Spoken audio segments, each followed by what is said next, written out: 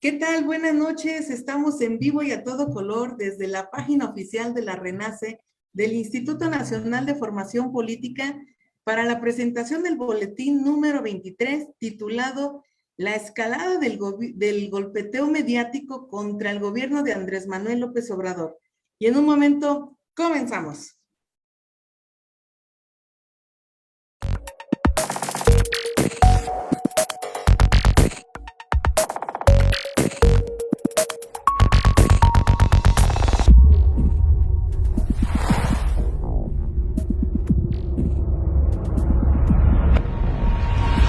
Pues ya estamos de regreso para la presentación del boletín número 23. Me presento, soy Isabel Castro, coordinadora de medios del sector medio ambiente del Instituto Nacional de Formación Política.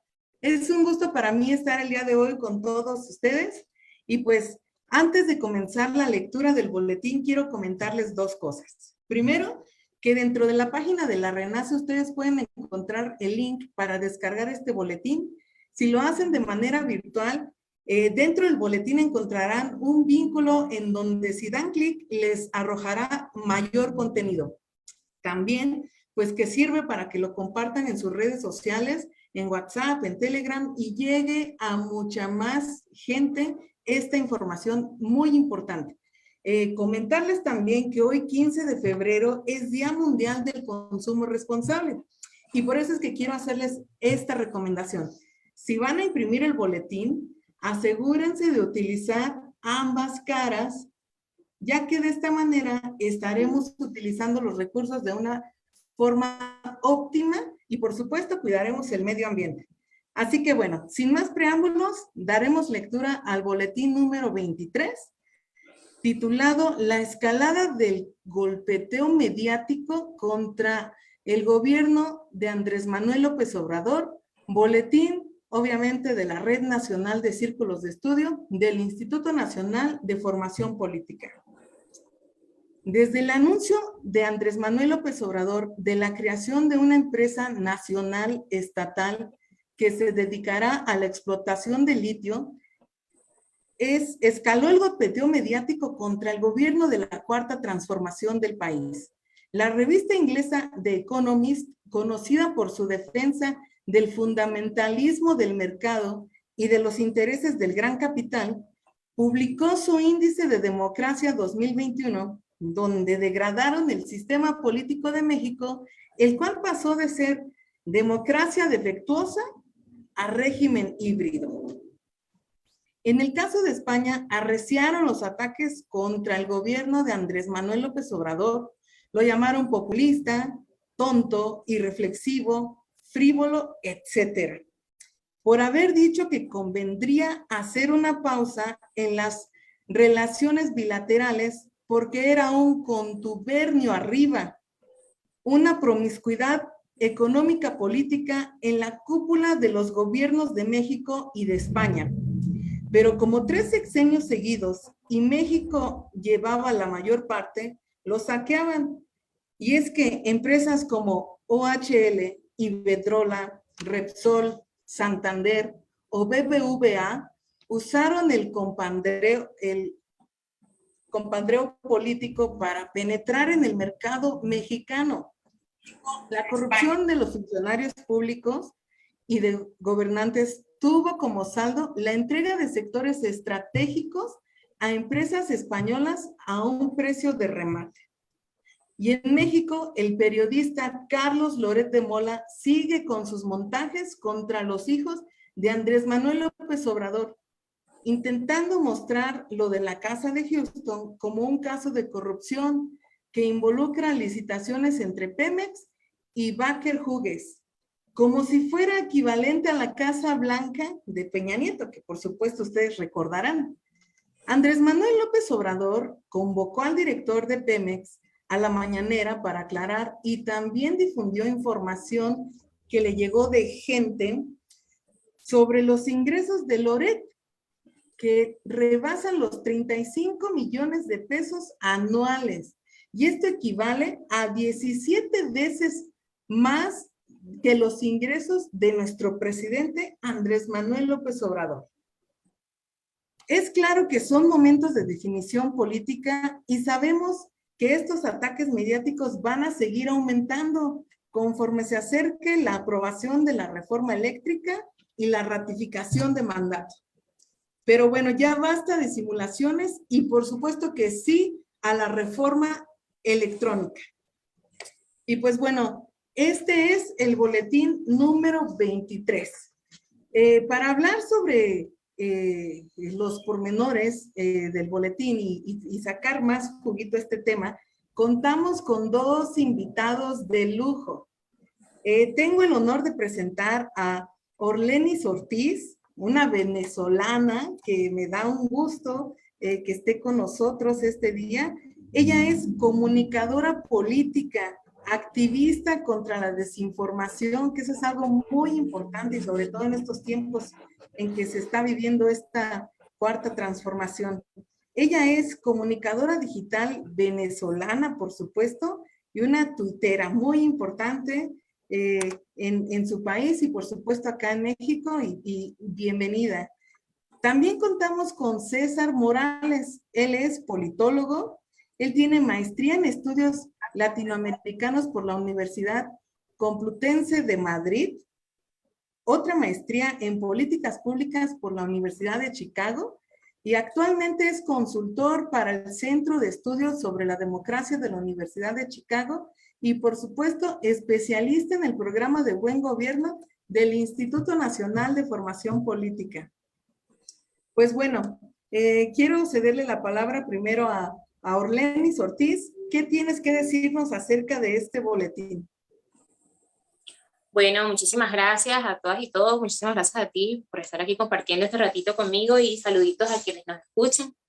Pues bueno, ahí hay muchísimo que decir al respecto, ¿no? Desde hace rato se ha venido observando esta actitud de la parte de los medios, que por supuesto se vienen viendo afectados con una política distinta a la que ellos estaban acostumbrados de estar recibiendo siempre un financiamiento directo de parte del Estado mexicano y de parte del gobierno directamente anterior, en las gestiones anteriores, ¿no? Y ahorita con ese cambio de ya no recibir esa cuestión directa, pues ahora se ve una actitud totalmente distinta, perfectamente comprensible, entre muchas comillas, ¿no? Sabiendo además de quiénes se trata.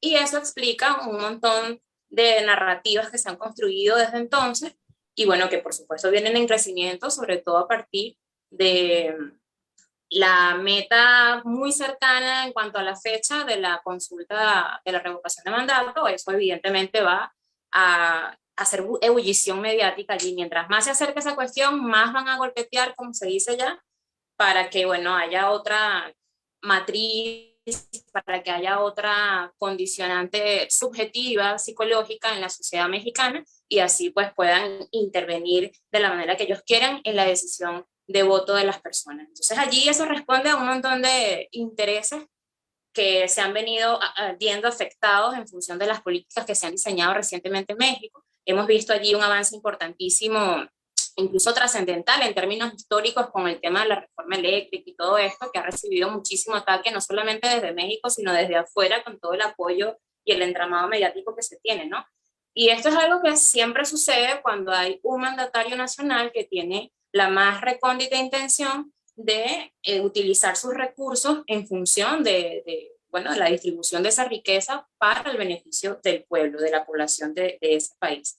Pasó en su momento, por ejemplo, con Salvador Allende en Chile, donde se planteaba en aquel entonces la nacionalización del cobre y del litio, y bueno, esa fue una de las razones fundamentales del golpe de Estado nefasto que se le perpetró a Allende, ¿no? Y en Venezuela en particular también sucedió así, acá con el tema de la nacionalización de la industria petrolera, del tema también de los servicios públicos, bueno, algunos servicios en particular, la telefonía que pasó también a ser pública, empezaron todas estas insistencias mediáticas a venderte esa propuesta como una cuestión que más bien destruye la sociedad, que destruye al país, que no es conveniente, y bueno, por supuesto porque afecta los intereses de los que siempre fueron tenedores de estos asuntos. Entonces, cada vez que vaya a haber una propuesta de este tipo, que haya un gobierno que plantee alguna lógica gubernamental diferente, con mucha tónica social, buscando la distribución justa de la riqueza de ese país y que se esté, por supuesto, oponiendo a los intereses ultraneoliberales, explotadores, que normalmente están allí afectando a la población en función de, bueno, quedarse ellos con la mayoría de esos recursos y dejarle las migajas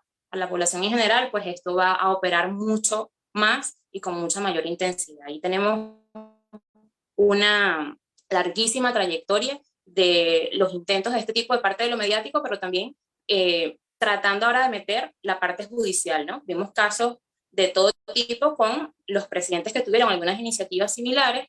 En el pasado vimos los casos de Dilma Rousseff, de Lula da Silva, de Rafael Correa, de la propia Cristina Fernández de Kirchner, que recientemente trataron de ponerle allí una causa judicial que al final terminó en la nada, pero bueno, buscaban justamente esas conexiones tratando por todas las vías posibles de culparles de algún cargo, de algún delito, de alguna cuestión ficticia que se crean, porque, bueno, lamentablemente el sistema jurídico, no solamente de México en ese caso, o en el otro caso de Argentina, sino latinoamericanamente hablando, es una cuestión que tiene muchísimos años ya construida y como configurada a beneficio de los intereses norteamericanos, y entonces por ahí aprovechan y se meten con el tema judicial para atacar los liderazgos en principio. Entonces ya no solamente es un tema de realmente buscar un delito que probablemente puede existir, sino de atacar la figura del liderazgo, ¿no? Y es lo que están haciendo con Andrés Manuel. Desde hace muchísimo rato lo están atacando para afectar su dignidad, para afectar su reputación, para afectar todo lo que concierne a él en función de que pueda ser una figura honorable, honesta y todo esto. Entonces necesitan primero afectar por alguna de las vías.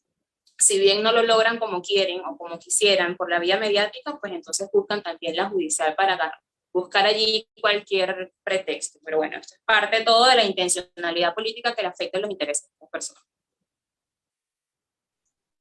Claro, claro, Orlenis, pues muchísimas gracias por tu participación, muy acertada y por supuesto siempre informando de manera correcta a la población, que es algo muy importante y que por supuesto en estos momentos requerimos, ya que la reforma energética es un hecho histórico que se va a vivir y por supuesto que todas, todos y todes debemos involucrarnos y debemos saber de qué va este tema tan importante. Y antes de pasarle la voz a César, quiero hacerles algunos comentarios que ya nos están haciendo por acá en redes. Araceli Castillejo dice saludos, Catarina también saludos. También nos dicen, Dirce Elena dice, qué buena frase, un gobierno con lógica social. También tenemos a compa Josefat Hernández, él dice, es súper importante esto que está diciendo Orlenis, por supuesto. Son la forma de operar de los medios de comunicación en contubenio con la vía judicial, buscan destruir la reputación de Andrés Manuel López Obrador y lo harán fabricando pues casos de corrupción. Que pues sí, pues todos sabemos qué es lo que está pasando en estos momentos, por ejemplo, con la casa de Houston, ¿no? Que quieren compararla pues con la Casa Blanca de Peña Nieto. Pues bueno, César, te escuchamos. Hola, ¿qué tal, Lisa? Muchas gracias por la invitación, Orlenis, a todas las compañeras y compañeros de la Renace que nos están viendo. Pues mira, yo quisiera centrarme en la primera parte del boletín que me parece muy importante, que es este tema de The Economist, ¿no? Sus famosos índices sobre la democracia. Porque creo que a The Economist le pasa como al burro de la fábula, que toca la flauta de casualidad y se cree músico. Porque efectivamente yo creo que hoy hay un problema con la democracia en el mundo. Yo siento que la democracia está efectivamente amenazada. Lo que ocurre es que no es por las razones que argumenta The Economist. La democracia no está amenazada por los gobiernos populares, por lo que está amenazada es por toda esta ola de gobiernos de ultraderecha que están recorriendo el mundo con este discurso de odio, xenófobo, autoritario, y curiosamente, cuyos principales representantes The Economist cataloga como democracias a diferencia de México. Ahí están los casos, por ejemplo, de Bolsonaro en Brasil, de Modi en la India, de Orbán en Hungría, que ahora resulta que son más democráticos que México y el presidente López Obrador. Fíjense, los argumentos de The Economist son básicamente dos. Ellos hablan de la debilidad del INE y de una supuesta estrategia para concentrar el poder. En lo del INE, yo creo que tienen bastante razón. Se trata de una institución que hoy está bastante debilitada. El detalle está en que no creo que esté debilitada por los supuestos ataques del Poder Ejecutivo, sino por el daño que le están haciendo dos consejeros electorales, entre ellos el presidente, al hacer política partidista dentro de esta institución, ¿no? Al, digamos, deslegitimarla de esta manera. Estos dos personajes que parecen militar abiertamente en la causa de la desobediencia de sus obligaciones constitucionales. Hablemos, si quieren, también un poco del tema de la concentración de poder. Mucho se dice, irregularmente en nuestros medios, que la 4T esconde un proyecto de concentrar el poder en el Ejecutivo y en el gobierno federal. Lo que no se dice mucho es cómo llegamos a esta situación. Lo que no se dice es que la dispersión de poder que vivimos durante los últimos 20, 30 años, la dispersión de poder realmente existente, no hablo de esta versión un tanto romántica de los transitólogos, es una dispersión de poder que benefició a, por ejemplo, los virreyes en los estados, a estos gobernadores corruptos, impunes, que también benefició a esta proliferación de organismos autónomos comandados por expertos supuestamente independientes y neutrales, y que en realidad eran independientes, sí, pero no de los poderes fácticos, no del poder económico o las cúpulas partidistas, sino de la ciudadanía. Yo me pregunto en este momento, o sea, ¿de qué tipo de democracia podemos hablar si estamos discutiendo un régimen, el que parece ser añorado por el Economist y sus partidarios aquí en México, en el que las principales decisiones públicas están blindadas, están alejadas de las preferencias electorales, están alejadas de las preferencias populares y están reservadas para la decisión de un grupo de personajes a quienes nadie eligió, ¿no? Yo me preguntaría aquí también de qué tipo de rendición de cuentas estamos hablando. Yo creo que en el fondo de todo este debate lo que se revela es una oposición que, pues, digamos, ya no está presentando ningún proyecto alternativo en términos de política pública. Por eso plantea el escenario político actual con estas palabras tan rimbombantes, lo plantea en términos de es una democracia, un autoritarismo, y también revela una oposición que se ha rendido en la tarea democrática de intentar construir una mayoría social.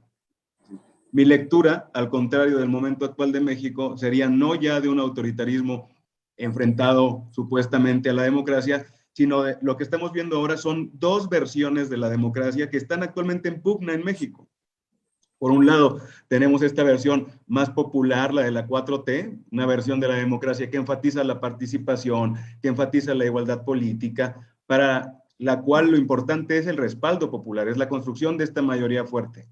Desde luego, eso representa un avance fundamental en la política mexicana. Obviamente, pues este tipo de democracia no está exenta de defectos. Efectivamente, tenemos en el gobierno quizá ciertos rasgos iliberales de los que tenemos que hacernos cargo, de los que tenemos que observar. Pero el punto está en que este tipo de democracia popular ni es autoritaria, ni tiene por qué serlo necesariamente. Por el otro lado, lo que tenemos es un tipo de democracia, la abanderada por la oposición, por medios como The Economist, que parece una democracia vaciada de contenido, una democracia donde las principales decisiones ya están tomadas, no importa quién sea electo, y un tipo de democracia que suena mucho a un régimen elitista, a un régimen oligárquico. Eso parece ser, digamos, la alternativa que se nos plantea desde la oposición. Siento que esto recuerda mucho al eterno debate sobre populismo, que en la academia al menos, al que siempre se vuelve. Porque el populismo de antemano no es ni bueno ni malo, el populismo es ambivalente. El populismo puede ser, sí, una amenaza para la democracia, pero también puede ser un necesario, vital, imprescindible correctivo para la misma democracia, para cortar, para frenar las derivas oligárquicas. Tiene, como ocurrió exactamente en México. Yo creo que este justamente es el debate que tendríamos que dar, fuera de esta discusión basada en exageraciones que solemos tener no solo en Twitter y en nuestras conversaciones personales, sino también en los medios de comunicación. Y ojo, aquí nadie está defendiendo, nadie está rebatiendo la importancia de figuras como son los contrapesos, hablando de los organismos autónomos. El problema, y aquí yo creo que está el gran problema de la oposición, es que la lógica de los contrapesos está pensada para unos escenarios donde las minorías son oprimidas, que deben protegerse, por tanto, de los posibles abusos de la mayoría. A poco de que lo pensemos, la experiencia mexicana, la experiencia histórica de nuestro país, es absolutamente la contraria. La experiencia que tenemos es la de una mayoría sistemáticamente oprimida por una minoría muy particular, la de una élite política y económica que se ha dedicado o se dedicó durante muchos años a drenar recursos públicos y a trasladarlos a bolsillos privados. Así es, César, así es. Muchas gracias por tu participación. Pues bueno, ya estamos casi en la recta final, lamentablemente, de la presentación de este boletín. Pues es un tema muy interesante, muy importante. Yo creo que pues podemos aquí pasar mucho tiempo hablando sobre todo esto que está aconteciendo. Pero bueno, antes de terminar, vamos pues que ustedes sepan desde dónde nos están viendo. Nos envían saludos desde Yucatán, desde Estado de México, desde Guanajuato, de Quintana Roo, saludos de la región sur del Estado de México, también Tamaulipas, el Círculo de Estudios de Matamoros y el Círculo de Estudios de México. Como ven, pues por toda la República nos están viendo el día de hoy. Y pues bueno, tenemos aquí también preguntas. Vamos a la pregunta que hizo Betty Domínguez. Déjenme por aquí buscarla un momento. Aquí, pregunta de Betty Domínguez. ¿Cómo hacer la diferencia entre crítica y golpeteo mediático? Orlanis, ¿nos quieres ayudar, por favor? No me cambies el nombre, no me cambies el nombre. Orlenis, perdón, Orlenis. Mira, yo quería, antes de esa pregunta que me encanta, me parece espectacular porque aplica perfecto para los dos países, en este caso Venezuela y México, quiero hacer como una notita allí a lo que estaba comentando César respecto al tema del populismo, por ejemplo, que a veces partimos de asumir que todas las personas que nos escuchan o nos leen, en caso tal de que estemos en redes sociales o escribiendo algún artículo, todas tienen homogeneizado el concepto de cada una de las palabras, ¿no? Y a veces asumimos que todos saben o que tienen la misma definición de populismo o de cualquier otra palabra, en realidad, porque no solo aplica para esa. Entonces, mientras seguimos con una intención de, bueno, hablar en función de eso, sin especificar para cada quien que hable de eso, qué es ese término, estamos allí cayendo en la repetición o en la reproducción de un montón de cosas que siguen permeando negativamente la opinión pública, porque para algunos puede estar esa definición condicionada por el andamiaje mediático que te dice que todo eso es nefasto, que el populismo, que tal, y te lo ponen con psicoterror, ¿no? Mientras que para otras personas ese término pudiera significar otras cosas. Entonces, ese ítem allí, que repito, no aplica solo para esa palabra, pero que a veces cometemos allí esa fallita de no decir adelante, bueno, partiendo de qué es el populismo en principio, ¿no? Y lo otro, una notita también en función de lo del economista, The Economist, que estaba, bueno, desde hace rato ya le anda pegando a López Obrador, ¿no?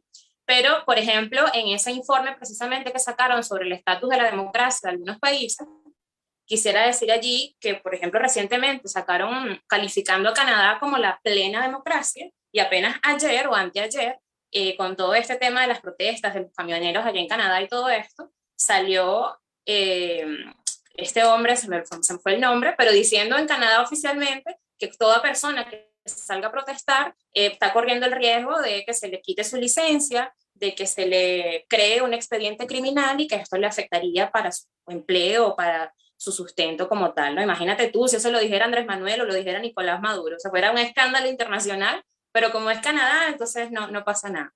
Y respecto a la pregunta que me encantó, a veces cometemos el error de, en función de estar siempre de frente apoyando a un proyecto político, porque no es solamente una opción de gobierno y ya, sino un proyecto político, que es lo que entiendo sucede en México en la actualidad con Andrés Manuel López Obrador. Puedo hacer el paralelismo también en el caso de Venezuela, que se tiene un proyecto país. A veces muchas personas, estando tan adentradas en la defensa de ese proyecto, tienden a satanizar la crítica o a hacerse como del eco de esa frase de, bueno, no estamos en un momento en el que la crítica podamos permitirla o debamos permitirla, porque eso sería alimentar a la derecha, porque eso sería darle insumos al enemigo. Tenemos como estas frases que transversalizan ese tipo de acciones, ¿no? Y allí es importantísimo diferenciar justamente lo que es la crítica / autocrítica con lo que es el ataque permanente y precisamente ese tributo a la oposición, a la derecha y al fascismo. Y eso yo lo diferencio o recomiendo diferenciarlo por el sentido de oportunismo. O sea, cuando tú ves que una persona se agarra de la crítica, que bien sea una persona que siempre ha estado opuesto a ti, o sea, una persona que se desentendió de ti luego de apoyarte supuestamente, en momentos específicos, en coyunturas políticas delicadas, en coyunturas políticas claves que tienen mucho revuelo, es allí donde tú puedes detectar ese sentido de oportunismo. Por ejemplo, les pongo un caso puntual en Venezuela. En Venezuela hubo un partido político que se abrió de la alianza oficial, de la gran alianza de partidos de gobierno, y luego empezó a tratar de capitalizar, digamos, el descontento por todo el tema de la crisis que hemos estado viviendo en Venezuela, de múltiples factores que otro día los conversamos más a fondo, pero lo hizo en un momento preelectoral, lo hizo en un momento en el que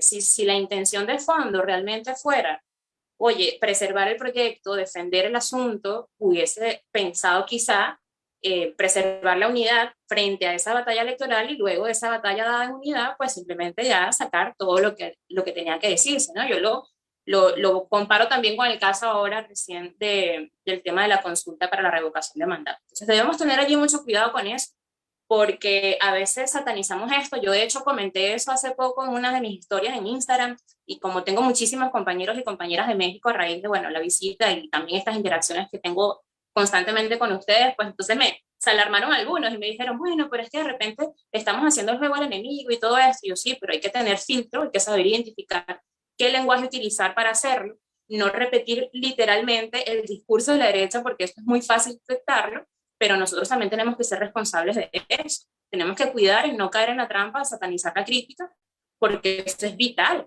Porque si nosotros no hacemos énfasis en las cosas que son criticables, o que por lo menos son cuestionables, o que el pueblo en general no necesariamente tiene que ser militante de Morena, o un funcionario público, o una cuestión así, el pueblo en general puede estar allí haciendo su papel de contraloría, su papel de supervisión, su papel de acompañamiento. Si no hacemos esto, vamos a pensar que todo ya está listo, que todo está hecho y que de lo que está hecho todo está bien. Y eso no es el fin de un proceso que está además en construcción.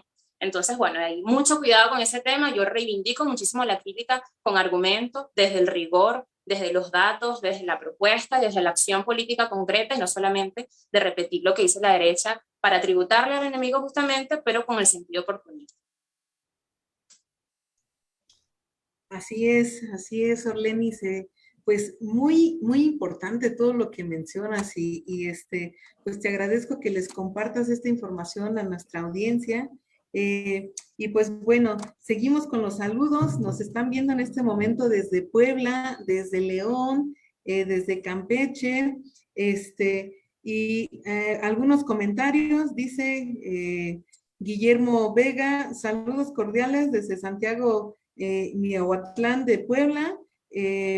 Dice Roxana Maldonado, buenas noches, saludos desde Campeche. También tenemos al compa Yosafat Hernández. Exactamente, la diferencia entre la crítica genuina y el golpeteo está tanto en el contexto en que se genera y en los efectos que produce. Claro que sí, esto es muy importante. Pues César, ¿algún comentario final ya para terminar esta presentación de nuestro boletín número 23? Sí, claro. Isa, pues mira, redondeando un poco este tema de los medios y su papel, yo creo que si algo podemos sacar de de todo este asunto que venimos arrastrando ya desde la semana pasada, es justamente que hay una discusión de fondo y es cuál es el papel de los medios de comunicación privados que queremos tener en nuestra democracia, que queremos tener en nuestra sociedad. Es decir, ¿vamos a verlos solo como empresas privadas o vamos a comenzar a verlos también como entidades de interés público, como los partidos políticos? Por ejemplo, ¿a qué tipo de escrutinio deben estar sujetos los medios si son instituciones que reciben dinero público, por ejemplo, a través de publicidad, o, por ejemplo, si son concesionarios de un bien público, como puede ser el espectro radioeléctrico? Justo esos temas son los que deberíamos estar incidiendo más allá del golpeteo de este señor y las respuestas que tengamos específicamente para eso. Claro que sí, así es, César. Pues muchas gracias. Pues antes de terminar, también tenemos por acá otros comentarios. José Luis Lezama comenta, eso es claridad, Orlenis. También tenemos a Gretel Serrano, dice saludos desde Cuautla, Guerrero. A Diego Ábalos, saludos desde Guanajuato, desde Uriangato, Guanajuato, un paisano, cómo no. Y pues bueno, un comentario final ya para despedirnos, Orlenis. Adelante, por favor. Bueno, y yo quisiera hacer como eco de algo que siempre está en mi cabeza y que trato de decirlo en los chats de WhatsApp, no sé, en la parada del metro, en la comida con mi familia en mi casa, donde sea que me esté tomando un café, y es el hecho de internalizar la relevancia que tiene justamente lo que mencionaba César de qué papel juega todo el tema comunicacional, ¿no? Y no solamente es un tema de que ha estado siempre en el sector privado. De hecho, si investigamos muy fácilmente y rápidamente este asunto de cuáles son los tenedores mundiales de las grandes industrias mediáticas, pues bueno, vamos a ver que están en muy poquitas manos desde toda la vida. Y allí entran dos elementos fundamentales que quiero que se queden allí con eso y de repente profundicemos en otro programa sobre este tema, pero que de lo pronto ya vayan investigando un poco, ¿no? Y es el hecho del papel de los medios alternativos, o sea, que ya dejen de ser medios alternativos, son medios de comunicación también, porque entonces siempre vamos a ver como lo formal, lo institucional, lo grande, lo tal, a los medios privados o a los medios ultra gigantescos, sean o no del Estado, y esta comunicación alternativa, como que son espacios como estos, que son espacios también territoriales, de comunidades organizadas, o de periodistas independientes, etcétera, que tienen un espacio digital y estamos ahora frente a una situación en la que si somos muchísimos interconectados, vamos a hacer también ese contrapeso necesario a esa gran industria que podrán tener toda la vida, pero bueno, cada personita, yo siempre digo que cada voz, o sea, en el ámbito digital, cualquier persona, del tamaño que fuera, puede llegar del otro lado del mundo. O sea, esta conversación la puede ver una persona, qué sé yo, en Checoslovaquia o donde sea, y estamos teniendo en ese momento la misma capacidad de alcance en términos técnicos que tiene cualquier otra empresa gigantesca, ¿no? Todo es cuestión de estar nosotros articulando permanentemente para crecer en ese alcance. Y lo otro es el tema también de internalizar la importancia que tienen los espacios para esto. Por ejemplo, en el caso de la radio. El espacio radioeléctrico es un espacio de soberanía nacional.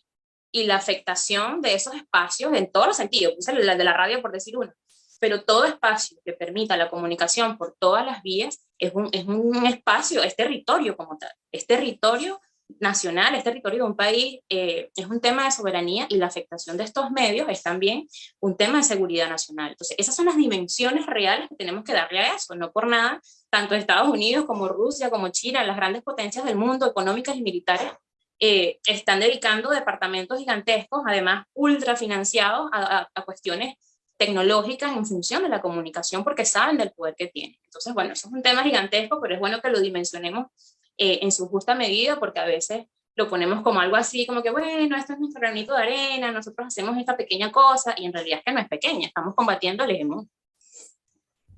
Así es, Orlenis, tienes toda la razón y me siento muy identificada con tus comentarios. Muchas gracias también por ese reconocimiento a los medios de comunicación digitales como este, del cual pues estamos transmitiendo el día de hoy el boletín número 23. Y pues bueno, ojalá que sí podamos contar con su presencia para otro programa futuro, ya que pues el tema da para mucho más, ¿no? Claro que sí. Y bueno, César, ¿con qué te despides el día de hoy? Pues muchas gracias, Isa. Pues con un agradecimiento a toda la Red Nacional de Círculos de Estudio. Celebro realmente mucho la realización de estos eventos. Y pues nada, espero verlos y verlas pronto otra vez por acá.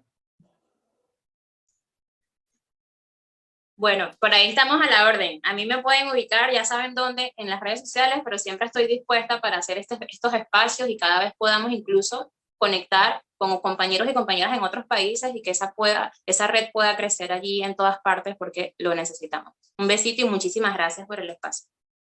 Así es, pues bueno, pues agradecerles también nuevamente a ustedes por su tiempo, por su voluntad, por esta explicación para nuestro público. Pues recordarles mi nombre, Isabel Castro, coordinadora de medios del Instituto Nacional de Formación Política del sector medio ambiente. Fue para mí un gran honor estar aquí con ustedes y pues bueno, nos despedimos diciendo que basta ya de simulaciones y que por supuesto sí a la reforma eléctrica. Pues muchas gracias y buenas noches. Chao, chao. Hasta luego. Hasta luego, buenas noches. Gracias. Y gracias a nuestra audiencia. Buenas noches.